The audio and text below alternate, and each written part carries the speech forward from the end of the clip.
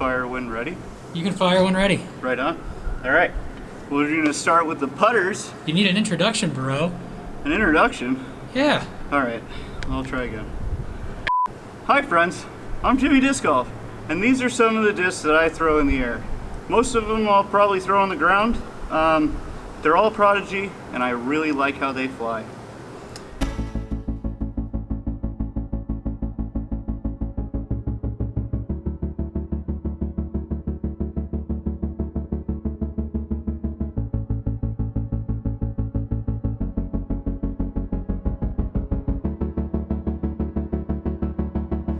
We're going to start with the putters because that's what I do when I'm warming up. This one here is one of the older run 400 PA4s.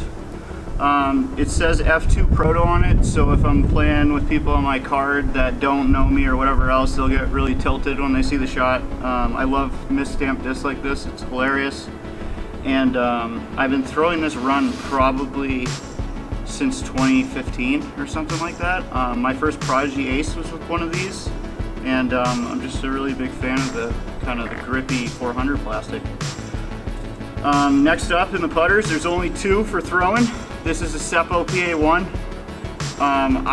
For pretty much anything that I feel like I can't get my regular putters, whether it's like a headwind or I have to bend it and have it flex out, like this has just been consistently overstable for me. I love throwing like big ante shots whenever I'm jammed up in the woods, which is quite frequently.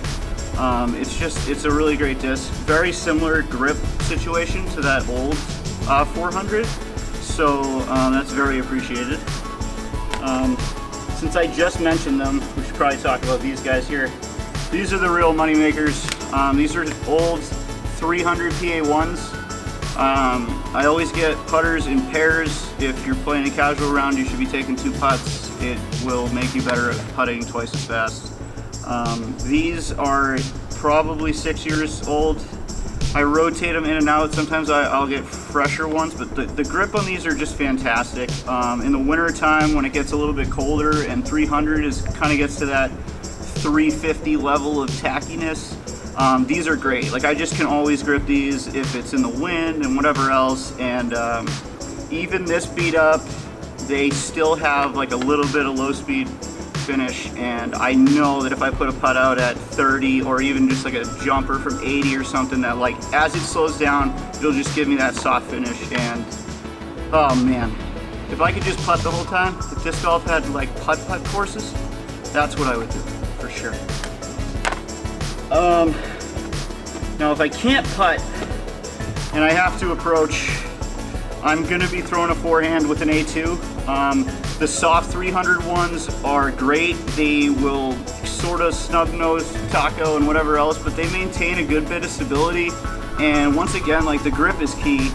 Playing in New England, as Alex and I know, it can just start raining when it's sunny all of a sudden, and to have a disc in your bag that is, you know, base plastic that still has a lot of stability that you can just even fan grip when it's pouring out, this thing is great. I have thrown this into a basket on a forehand so many times I just don't even know. They're great. I love them.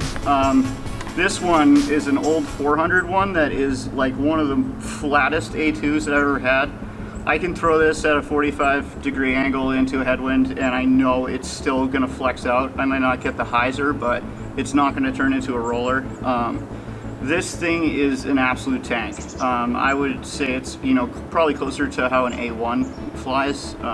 Most of the A2s I get aren't quite this boat anchor level, which makes it such a great complement to the other one, which is a theme that you will notice on my bag as we go through. I have 2 mid-ranges. The first here is an M4 that I actually snagged out of Jerem's stash when I played with him in North Carolina. I throw this, a little wet here. I throw this guy for rollers a lot when I'm pinched off in the woods, little forehand ones. Backhand rollers are great, and just like even soft hyzer flip backhands like normal people throw M4s, that will occasionally happen. But for me, this is like probably my best utility disc as far as being like pinched on like real tight wooded courses. And shout out to the M4. I give every player that I teach to play an M4 to start. I mean, they can putt with it, they can drive with it. Drew Gibson says it goes really far. I think it's like the most complete disc that you have if you want to be a one disc player or you're just getting into the game. I think an M4 is the answer.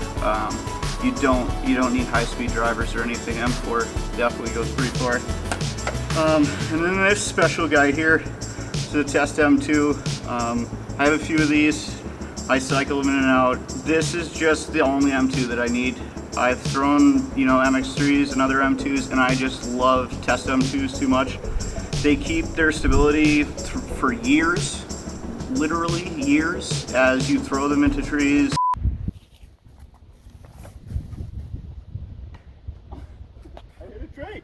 They don't change. And so this is a super consistent but like glidey, overstable disc that I can smash on. I don't really carry one fairway driver, and that's because I feel like between the two mids and that kind of covers that slot for me. But these are my favorite. If you find one at Daisy in the woods, I lost it many moons ago, please return it. I will give you many other ones. On to that one fairway driver I was talking about.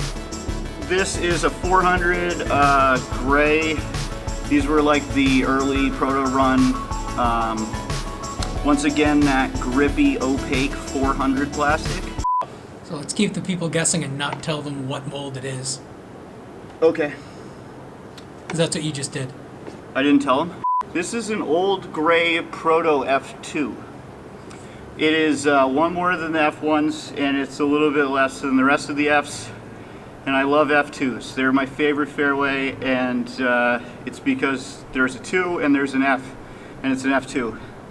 And that's why I love it, and sometimes I don't say it. It's just, this one's a little bit domey, so I've actually been throwing this a little bit farther than I typically do. You love to throw that disc straight into the ground, but in the middle. All right, on to the forehand sort of fairway area. These are the hybrid series discs. I'm gonna start with the flippiest one here that I just got from Alex. I actually had asked him, this is H4 V2. I was looking for something that I can kind of hyzer flip on a forehand that will hold the ante a little bit longer than my H3s would. And he was like, here, try this out. And then I threw it and it did exactly what I was asking him for. So this is like a very solid recommendation from the Wiser Owl. For the tight wooded courses around here, to have something that you can put a lot of force on with the forehand that isn't going to dump over if you throw it a little bit over or whatever else, it's fantastic. I love it, and I'm going to keep throwing it. Now I have two H3s. This one is of the V2 variety. It is a little bit it's a little bit flippier. I've thrown a lot of rollers, forehand rollers with it that I want to cut left pretty early. It's something that, I can throw on maybe like a 45-degree hyzer and it'll just come up to flat. Or it's something that I can throw just big flex antes on, and it has enough stability that it'll kind of come out of the flight, but not so much that it's gonna like hyzer. It's not gonna have that hyzer finish. And then this guy here is an OG H3. This is an incredible blend of 750 plastic. When they first had come out, they were all, I believe, 170 grams.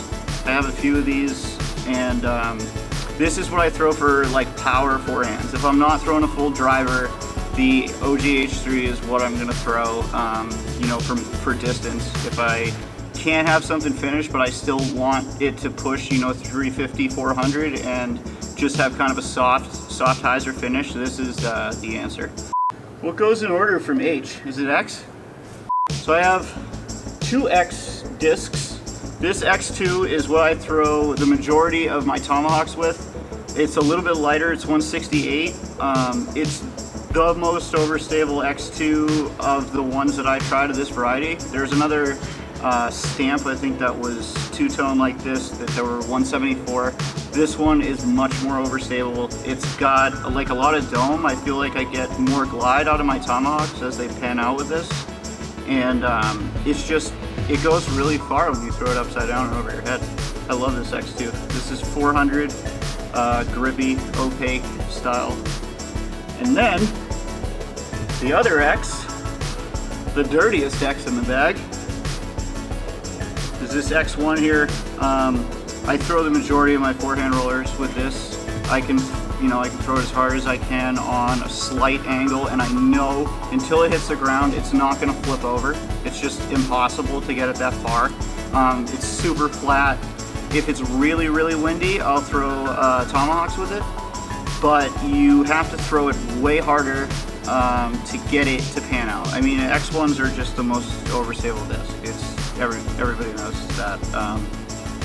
So I don't throw it in the air a lot.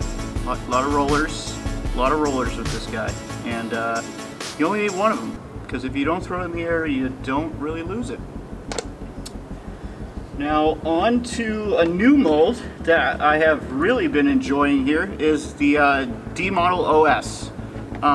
For somebody that, you know, wants a very overstable disc, but like not something that is gonna tank out and hyzer on you at the finish. Like the low speed fade is a lot less than something like a D1 or the X2 or anything like that. This is a fantastic backhand disc. I've had a couple friends throw it recently and they said the same thing. They're like, dude, that goes super far. And I was like, yep, yes it does. And I have a second one here that's purple. This will be better for when it's snowing, which hopefully doesn't happen for months, although at the end of November right now. Can you get a video of me writing my name on it? Like that. And it's Wiser Owl colored, who gives me half of the disc that will appear in this video. Now on to my favorite mold of the fast variety, the D1. Now I've been throwing D1s for just as long as that PA4. I used to throw kind of the blue proto ones here or there, but actually let's start with this old bad boy here. This is a lavender D1, 400S, so you know it's kind of one of the older runs. These things are almost X1 overstable. They're not quite as flat, you know, there's a little bit of dome to it. You can definitely throw them, you know, really far relative to stability of an X1, but you can throw it into a 30-mile-an-hour headwind and it will not come out of a hyzer. You throw it flat, it probably won't go left either. It'll just go straight and then hyzer out. This is just consistently one of the most overstable D1s that I have found, and that is a very good quality for a forehand player. I'm very happy to be reunited with one of these that I just got back from my good buddy Flanagan. And the next one is actually a newer run of 400 that I got from Alex, surprise there. This one says USDA certified 100% beef, and that is because this was the only thing that I had found that was close to a lavender D1 previously. I've been throwing this as my primary driver for months now, and it is pretty beat. So at this point, it's actually starting to go straight. It still has great low speed fade. It's still pretty resistant to the wind, but it's something that I can flex out, you know, down a fairway and know that it'll kind of softly turn out of it, but will, you know, kind of keep getting that distance. And hey, bud. And the last one, this thing, I know this thing is the most beat up disc in my bag. I've had this for 4 or 5 years. There's a little stick figure guy in the front. He's throwing out a basket. And this was another one I actually got out of Germ's stash. I'm trying not to show Germ's phone number on video. This was this is a 163 Testy one. It's kind of tacky like the Test M2. And this was one of the most overstable, like low 160 discs that I had ever thrown at the time.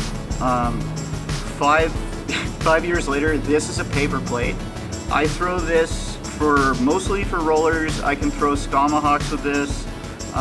If for some reason I need to throw like a mid-range type shot that is going to have that type of glide and not finish left or right or whatever, I can throw this fan grip. This is just like a utility driver for me, but it's just so fun to throw. At 163, you can kind of manipulate how it comes out of your hand and the angles and stuff. So like if you're cut off in the woods and you need to get a roller down or whatever else, this disc is just perfect for it. And I think that's all the discs in my bag. That's the end. Thanks for coming, friends.